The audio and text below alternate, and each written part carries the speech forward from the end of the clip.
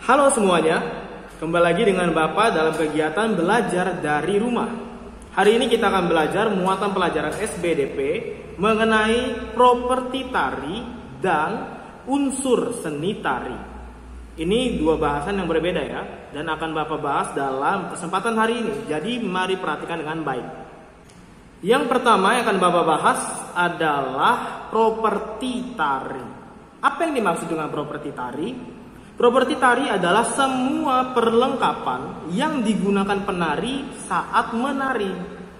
Nah, tiap tarian, khususnya tari tradisional yang saat ini kita bahas ya, itu memiliki propertinya masing-masing, propertinya sendiri-sendiri. Dan kadang menjadi ciri khas dari tarian tersebut. Jadi hanya dengan melihat propertinya saja, kita bisa tahu, oh dia sedang menarikan tarian ini, seperti itu. Nah, kalau kemarin kita belajar pola lantai dalam tari-tari tradisional yang ada di Indonesia ya, sekarang kita akan membahas atau mempelajari properti apa saja yang digunakan dalam tarian tradisional. Yang pertama adalah tari reog yang berasal dari Jawa Timur.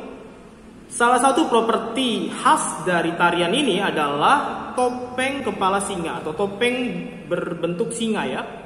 Ada yang ukurannya besar, yang dihiasi dengan bulu-bulu merak gitu ya. Ada juga yang ukurannya kecil ya. Sebenarnya masih banyak lagi properti yang digunakan dalam tarian ini, tapi yang menjadi ciri khas salah satunya adalah topeng kepala singa ini ya. Lalu yang kedua adalah tari kuda lumping yang biasa ditemukan di daerah Jawa, khususnya Jawa Tengah dan Jawa Timur. Properti yang digunakan dan juga khas dari tarian ini adalah kuda anyaman atau anyaman yang berbentuk kuda ya. Anyaman dari bahan bambu yang bentuknya seperti kuda. Kalian mungkin familiar ya dengan ini. Lalu selanjutnya ada tari merak dari Jawa Barat. Ini juga memiliki banyak sekali properti ya. Di antaranya ada mahkota, juga ada sayap, selendang yang berbentuk sayap ya. Juga ada Garuda Mungkur dan masih banyak lagi. Lalu selanjutnya ada tari piring dari Sumatera Barat. Dari nama tariannya kita bisa tahu ya, kalau properti utama yang menjadi ciri khas dari tarian ini adalah piring. Ini dari suku Minangkabau ya. Lalu selanjutnya ada tari lilin juga dari Sumatera Barat. Ini juga sama, dari namanya kita bisa tahu ya.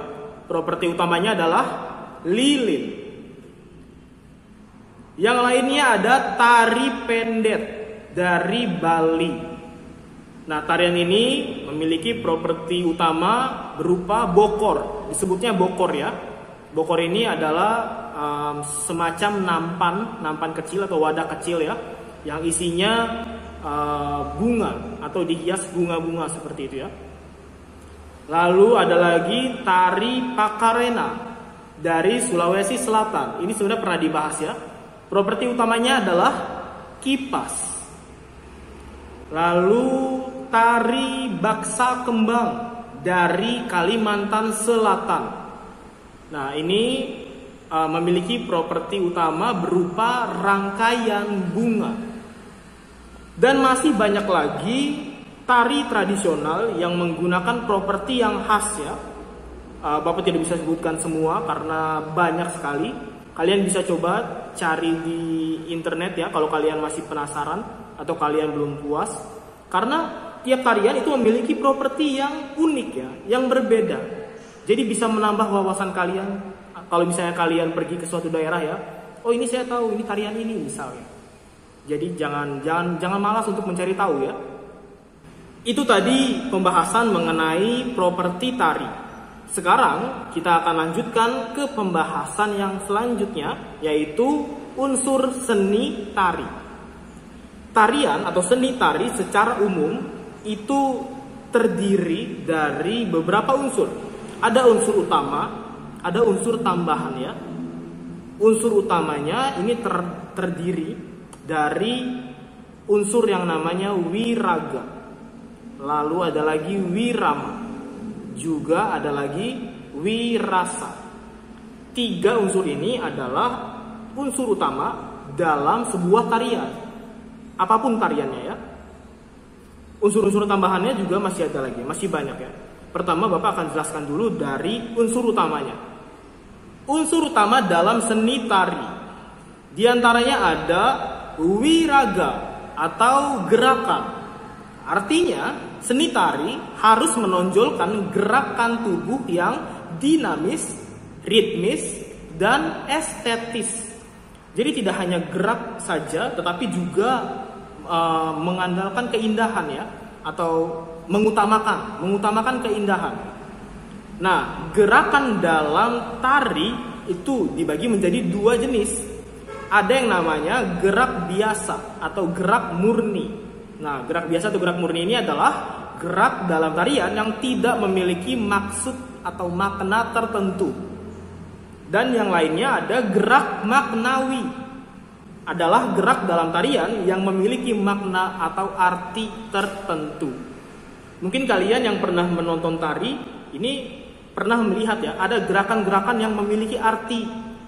Contohnya misalnya yang paling sederhana ya, kayak gerakan mengepakkan tangan gitu, seperti terbang. Nah, walaupun mereka tidak memberitahu kita, tapi kita bisa melihat makna itu ya, bisa melihat maksudnya. Oh, gerakan itu merupakan gerakan ini ya, gerakan terbang misalnya. Seperti itu contohnya ya. Lalu yang kedua adalah wirama atau irama. Artinya seorang penari harus bisa menari sesuai dengan irama, ketukan, dan tempo pengiringnya, sehingga bisa harmonis dan estetis di mata penonton. Estetis itu artinya indah ya. Nah, harus bisa menari sesuai dengan irama, ketukan, dan tempo pengiringnya. Pengiring di sini maksudnya adalah musik atau bunyi-bunyian yang berirama ya. Bisa jadi dari alat musik, atau bisa dari nyanyian atau suara dari mulut gitu ya, teriakan atau semacamnya. Bisa dari tepuk tangan, hentakan kaki, atau bunyi-bunyian lain ya. Nah, dalam unsur wirama, seorang penari atau tarian itu harus bisa mengikuti irama dari pengiring-pengiring tadi. Lalu yang ketiga dan terakhir adalah unsur wirasa atau rasa, perasaan. Nah, ini artinya seni tari harus bisa menyampaikan pesan dan suasana perasaan kepada penontonnya melalui gerakan dan ekspresi penari. Bayangkan ya, kalau misalnya seorang penari itu mukanya lempeng saja, tidak ada ekspresinya gitu, maka pesannya atau hal yang ingin disampaikan itu tidak akan tersampaikan begitu loh. Tidak akan masuk ke penonton. Jadi kalau misalnya tariannya mengenai perang misalnya, otomatis ekspresinya juga ini ya, atau bahkan menyeramkan seperti itu. Atau kalau tariannya mengenai hal-hal yang ceria, ya berarti ekspresinya juga harus menyesuaikan seperti itu. Itu adalah unsur-unsur utama dalam seni tari. Wiraga, wirama, wirasa. 3 ini. Nah, selain unsur utama yang tadi Bapak sebutkan, ada juga unsur-unsur tambahan atau unsur pendukung yang mendukung sebuah tarian ya. Di antaranya ada tata rias, lalu kostum, pola lantai, setting panggung, dan properti. Nah, unsur-unsur tambahan atau unsur-unsur pendukung ini itu juga sama pentingnya dengan unsur utama ya. Jika tidak ada, maka sebuah tarian itu tidak akan terlihat lengkap, tidak akan terlihat estetis ya. Ya, itu tadi pembahasan mengenai properti tari dan unsur seni tari. Seperti biasa kalian juga bisa lihat materinya di buku paket dan LKS kalian. Terima kasih sudah memperhatikan dengan baik. Sampai ketemu lagi di kesempatan selanjutnya.